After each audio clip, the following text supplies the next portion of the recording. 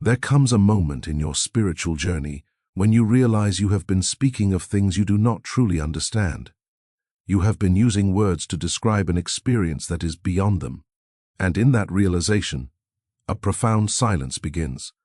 This is not a loss, but a gain of unspeakable magnitude. Today we confront a startling truth.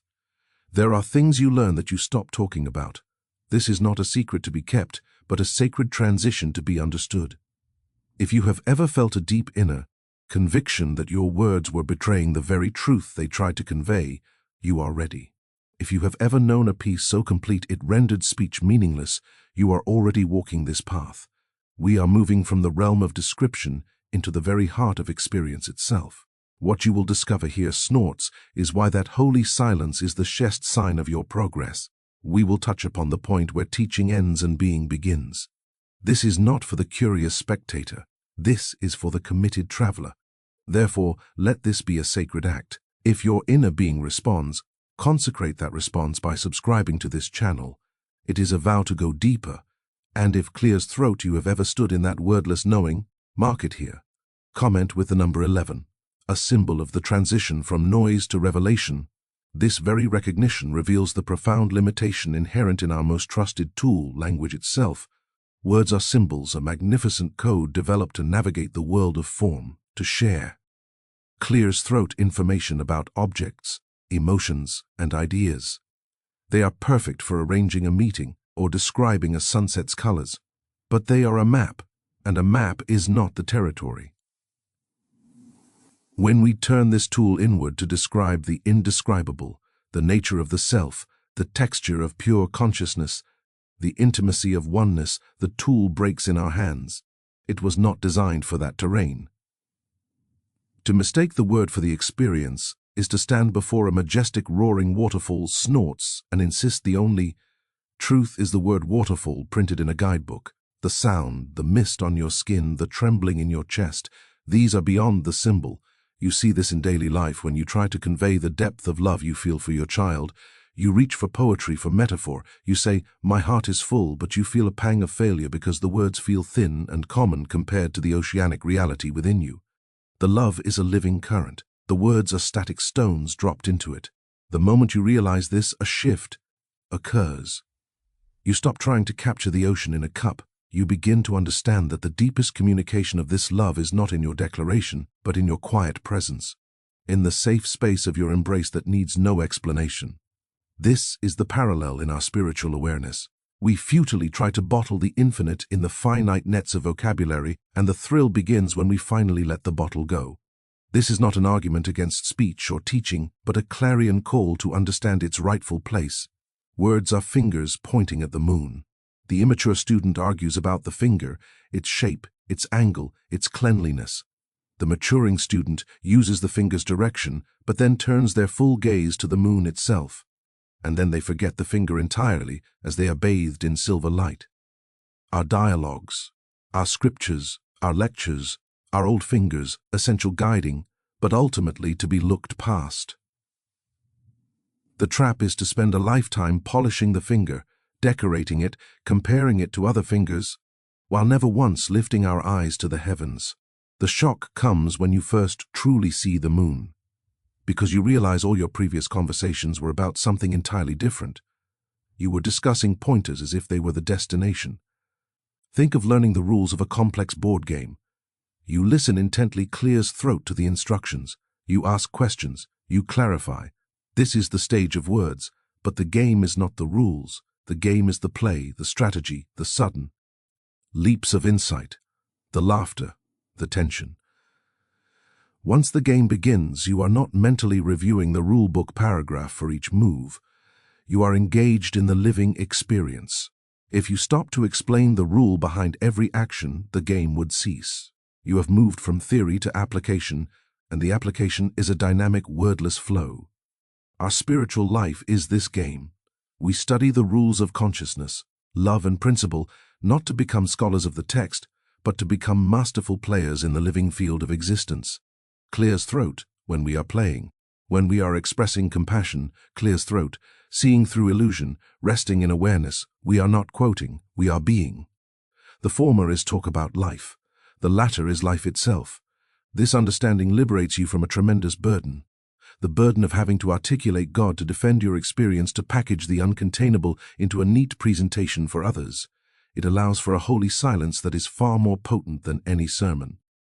In conversation, you may find yourself listening from a deeper place, not formulating your response, but hearing the being behind the other's words. Your response, when it comes, may be simple, direct, and carry a weight that surprises you, because it does not come from your memory bank of concepts, but from that silent, wordless well within. This is how the ineffable communicates, not through debate, but through resonance. It is the difference between describing a magnetic field and being the magnet. One is information, the other is a force that realigns the very iron filings of circumstance around you. To know that your primary power lies in this wordless beingness, not in your persuasive vocabulary, is to discover a thrilling and unshakable authority. So where does this authority, this knowing that needs no external validation, originate? It is the inner conviction, a certainty that dawns not as an intellectual conclusion, but as the very ground of your being shifting beneath you. This is not belief. Belief is something you hold, and it can be challenged, debated, or taken away. This is something that holds you. It is the silent, immutable fact that arrives before you clears throat can even begin to formulate it into a thought, let alone a sentence. It is the bedrock upon which all subsequent understanding and all holy silence is built. You experience glimmers of this every day, often in moments stripped of pretense. Consider a mother waking from a deep sleep the instant her child whimpers softly in another room. There was no process of thought, no chain of reasoning. I hear a sound. It is my child. I should investigate. There was a direct, unmediated knowing that translated instantly into being. Her eyes are open. She is already rising. The conviction was in the movement itself. Or recall a time you were utterly absorbed in a creative act, painting, writing, gardening, and you made an instinctive choice, a brushstroke, a word, a placement of a plant that felt irrevocably right. If someone asked, "Why did you do that?" You might fumble for an explanation, because the knowing came from a place deeper than reason. It came from the doing. It was the action itself expressing its own truth. This is the nature of the inner conviction in spiritual terms. It is not you deciding there is a divine presence. It is that presence announcing itself as you, and all argument ceasing in the face of that self-evident reality. This is why seeking external confirmation becomes increasingly irrelevant. It is like standing in the full light of the sun and clear's throat turning to ask someone with a candle if light exists. The inner conviction is the sun. You do not believe in it. You are illuminated by it. All the scriptures, all the teachings of the masters were merely accounts of others who stood in their own sunlight. They are inspiring, they are guiding, but they are not the source of your light. Your thrill comes when you realize you are not reading a menu anymore. You are tasting the meal. The menu describes sweet or savory, but your taste buds are experiencing the reality directly. No description could ever compel you to doubt what is on your own tongue. This conviction rewires your relationship with doubt and fear. Previously, doubt was a terrifying enemy to be battled with more affirmations, more study, more fervent prayer. Now, you see doubt for what it often is, the mind's frantic chatter trying to reassert its role as interpreter and manager of an experience that has blessedly moved beyond its jurisdiction. Clear's throat, the mind thrives on formulation, and in the face of a wordless knowing, it sometimes throws a tantrum of doubt, but the conviction is undisturbed. It is like the steady hum of a refrigerator. You only notice when it stops. The inner conviction is that constant quiet hum of reality. The doubts are the occasional silences that make you aware of the pervasive sound that was always there. You no longer need to fight the silence. You simply notice it, and the hum returns to your awareness. Watch how this operates in a moment of crisis. The old pattern might involve a frantic search for a comforting spiritual idea to cling to. The new reality born of inner conviction is different. The crisis hits, a shocking diagnosis, a sudden loss, Clear's throat, and for a moment the world seems to spin, but then, from a depth you did not consciously cultivate, a stability makes itself known. It does not explain the crisis. It does not justify it with pretty words. It simply is a profound, inexplicable okayness at the very core of the storm. This is not denial. It is the discovery of a foundation that no storm can touch. You have not applied a teaching. You have become the proof of the teaching. From that anchored place, action can then flow. Clear, compassionate, necessary. But the action is not driven by panic. It is an expression of that underlying certainty. You are not trying to convince yourself everything will be fine. You are abiding in a fine nest that exists prior to and independent of the shifting circumstances. This is the ultimate empowerment. The transition from a seeker of truths to a living witness of the truth, where your very existence in its quietest moments becomes the only testimony you will ever need to give. This witness state, this abiding, is the very metric of progress, though it defies every conventional measure the world holds dear. The world counts acquisitions, degrees earned, books read, concepts mastered, followers gained. The inner journey counts relinquishments, and the most significant of these is the decreasing need to declare, to assert, to make the inner reality a subject for outer discussion. You will know you are advancing not by the volume of your spiritual vocabulary, but by its quieting, not by the impressivings of your insights in conversation, but by the growing contentment to let them remain unspoken, alive as a radiant silence within you. The chatter subsides, not because you have run out of things to say, but because you have tapped into a well of knowing that renders most speech superficial. Observe this in the simple arc of mastering any craft. A novice guitarist must think intently about each chord shape, each finger placement. They talk about it excitedly, label it, share their progress. But the master musician does not think of chords. They think of music, of emotion, of expression. Their fingers find their places without conscious command, a direct conduit from feeling to form. If asked to explain how they played a breathtaking passage, they might simply smile or say, "I just played." The expertise has become embodied. The need to verbally dissect it has vanished. The progress was marked by the disappearance of the technical commentary, not its increase. Your spiritual life follows this same arc.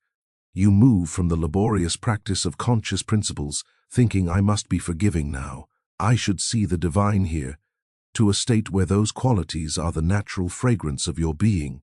You forgive before the thought. This is forgiveness arises. You see the divine not as an act of will, but as your only available sight. This is why you may find yourself in a group where profound truths are being discussed, even debated, and you feel no urge to contribute your proof or your experience. It isn't aloofness. It is the recognition that adding your words to the pile would be like bringing a single candle into a sunlit room. The truth being pointed to is already fully present, and your participation is to bask in that recognition, not to compete in illuminating it. Your silence is not emptiness. It is fullness. It is the space in which the shared understanding can resonate. 8. This is the sacred restraint of the mature traveler. They understand that throwing a truth into a mind not yet ready to receive it as its own is like casting seeds onto concrete. The inner conviction flowers in its own time, and no amount of your talking can hasten its season. You can see this protective, powerful silence in daily life, with a secret joy held close. Imagine you have dedicated years to a project, a painting, a book, a garden. It is finally complete, and it is perfect to you. For a moment, you may choose not to tell anyone, not to post a picture. You simply sit with it in the private communion between creator and creation. Sharing it will inevitably invite the world of opinion, interpretation, and judgment, the world of words. But in that silent interval, the work exists in its pure state, and your joy is uncontaminated absolute. This is the relationship with your deepest spiritual realizations. To speak of them too quickly is to expose a sacred formative intimacy to the marketplace of ideas. The decrease in declaration is an act of reverence, a way of letting the realization root so deeply in your soul that no storm of contrary opinion can ever dislodge it. Furthermore, This quieting is the sign that the activity has moved from your personal self to a greater agency. When you are the conscious door, you are proud of the results and wish to claim them. When you become a transparency through which grace moves, you feel no such ownership. A helpful, clears-throat action flows through you. A wise word is spoken, and there is no subsequent mental plaque that forms saying, "I did a good thing." The deed is its own fulfillment. To then talk about it would feel like a violation, a reclaiming of a power that was never personally yours to boast of. The diminishing declaration is evidence that you are getting out of the way, that the divine activity has less of your ego to squeeze past. The thrill here is in the loss of a burdensome identity, the spiritual achiever, and the discovery of a liberated anonymity where good is done because it is the nature of the current flowing through you to do so, and no monument to the self is required. You are progressing from a speaker of truth to a silent, functioning part of the truth itself, and your life becomes the only statement that will ever be necessary. This liberated anonymity marks the profound shift from the outsider's posture to the insider's reality. The outsider studies, discusses, and attempts to apply a teaching from a distance as if it were a set of instructions for a machine they operate. The insider is the functioning of the principle itself. There is no distance, no application, only expression. This is the movement from talking about life from the sidelines to being fully immersed in the game where the player and the play are one. The thrill is in the dissolution of that final subtle separation. The sense that there is a you who is having a spiritual experience that falls away, and what remains is simply the experience unfolding without a separate narrator. You can witness this transition in the mastery of any skill. Consider a master carpenter. A novice talks about wood tools and techniques. The master rarely does. The master's knowledge is in their hands in the smooth plane of a board in the seamless joint. They do not think about carpentry. They have our carpentry in action. Their identity as a separate person practicing a craft recedes, and in that moment there is only the dance of form meeting intention. The workbench becomes an altar, and their labor is a silent liturgy. So it is on this path, clear's throat, you are no longer a person trying to be spiritual, the consciousness that is spiritual as being what it is here as you, and the frantic effort to bell it, claim it, or describe it ceases. You have moved from the lecture hall to the laboratory, and now you are not even the scientist conducting the experiment. You are the very reaction taking place. This insider's being transforms your relationship to the mundane. For the outsider, washing dishes is a chore to be completed while thinking spiritual thoughts. For the insider, the warm water on the hands, the gleam of the plate, the rhythm of the cloth. This is the very texture of the sacred present. There is no you. Washing dishes to reach a spiritual state. The awareness that perceives the activity is itself the spiritual state, and the activity is its natural peaceful motion. The need to talk about mindfulness evaporates because you are no longer practicing it. You are it. The event and your awareness of the event have merged. This is the ultimate intimacy where life is no longer something you observe and comment upon, but something you bear breath by breath. This is also where true authority flowers, and it is an authority that never needs to raise its voice. Reflect on a seasoned emergency room physician in the midst of a crisis. They are not reciting textbooks aloud. They are not announcing their qualifications. They are moving with a calm, decisive certainty that is the embodied knowledge of 10,000 prior experiences. Their being is the response. The interns might be talking, analyzing, clear's throat, voicing possibilities. The master is acting from a depth of silent knowing. In your own life, you'll find this manifesting as a spontaneous right action in complex situations. A conflict arises at work or at home. The old pattern of lengthy internal debate of rehearsing what you should say based on spiritual ideals simply doesn't initiate. Instead, a word, a gesture, a silence emerges from that insider's space, and it cuts through the noise with a gentle, surgical precision that later astonishes the thinking mind. You did not decide on the perfect thing to do. You were the conduit for a harmony that knew its own adjustment. This insider reality also ends the painful dichotomy between the spiritual and the practical. There is no longer a sacred activity you perform at certain times and a clear's throat profane life you endure the rest of the day. When you are being from the inside, all action flows from the same source. Preparing a presentation, comforting a friend, paying your bills. Each is a unique expression of the one consciousness functioning perfectly in that particular form. The talk about finding balance or integrating spirituality becomes meaningless because there is nothing left to integrate. The center clear's throat is everywhere, and every act is performed from it. You stop discussing how to bring peace into the world because your very presence sourced from that silent insider's peace is how it arrives. The world's noise continues, but it no longer defines the terrain of your being. You have discovered the living truth within the structure, the music within the instrument, and having found yourself there, the compulsion to describe the location to anyone else simply falls away. You are home, and in that knowing all seeking and all speech about seeking come to a natural, joyous end. And in this being at home, we arrive at the final, most potent understanding. The sacredness of the unspoken is in itself the truest teaching. This is not an absence, but a profound presence. It is the active, vibrant silence that transmits not information, but transformation. A sunset does not lecture on beauty. It immerses you in it, and in that immersion you are altered. A great forest does not explain peace. You enter it, and your own chatter begins to settle against its ancient, quiet trunk. In the same way, the consciousness that has realized its own nature does not primarily teach through discourse, but through the quality of its being, an atmosphere, a resonance that does something to those who come into its orbit. This unspoken teaching bypasses the critical mind and speaks directly to the soul of the listener, awakening not an idea, but a remembrance.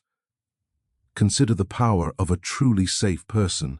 You sit with them, perhaps in grief or confusion. They do not rush to fill the space with advice or platitudes. They offer a listening so complete, so unburdened by their own need to fix or interpret that their silence itself becomes a healing force. In that silent, accepting space, your own truth can surface and be heard by you. Their being has provided the clear, still water in which your own reflection becomes visible. This is the dynamic of the unspoken spiritual teaching. The realized state is that clear water. It does not tell you who you are. Its stillness allows you to see it for yourself. The thrill here is understanding that your greatest service may often be to cultivate that inner stillness so profoundly that it becomes a palpable gift to your world, a silent ministry that operates far beneath the surface of words. This is why the deepest truths are often transmitted in silence or with very few words.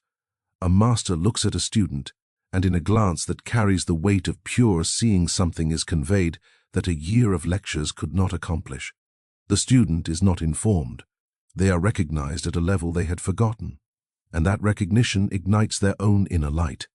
In your daily life you felt this, when a simple touch from a loved one, a hand on your shoulder during a hard moment communicates more support than any pep talk.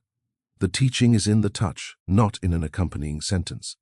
The touch says you are not alone, not as words, but as a direct transfusion of presence. Your own growing silence operates with this same potency.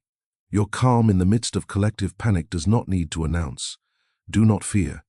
It simply stands as an alternative reality, a living demonstration that fear is not the only state available, and others can in that moment remember their own capacity for peace. Watch how nature teaches in this way. A mountain does not strive to inspire awe, it simply is, and in its majestic being, awe arises in you. A seed pushing through concrete does not preach on perseverance. It is the embodiment of a life force that cannot be contained, and you draw strength from witnessing its act. When your spiritual understanding becomes this embedded, this much a part of your fabric, you teach in exactly this manner. You are the mountain of stillness amidst the chaos. You are the persistent life force that quietly refuses to be defined by circumstance. Your very existence becomes a living testament, and people are not argued into change by you.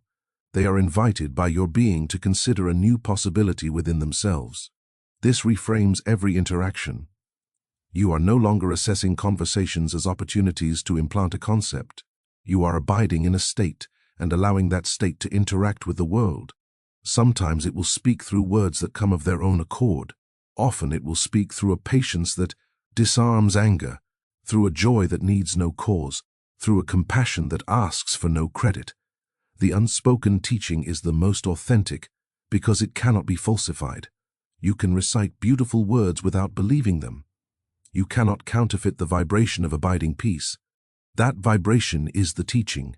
It works subtly, like leaving in dough, quietly raising the whole mass. It works in the way a single lit candle does not need to proclaim the end of darkness. Clear's throat, it simply defines the darkness by Rev. Ailing a space that is no longer dark. Your silent abiding awareness is that candle. Its light is not a declaration but a gentle, unwavering fact. And in its steady glow, others may, without ever knowing why, begin to sense the possibility of their own inner light. And in that sensing, the most profound teaching of all has already taken root.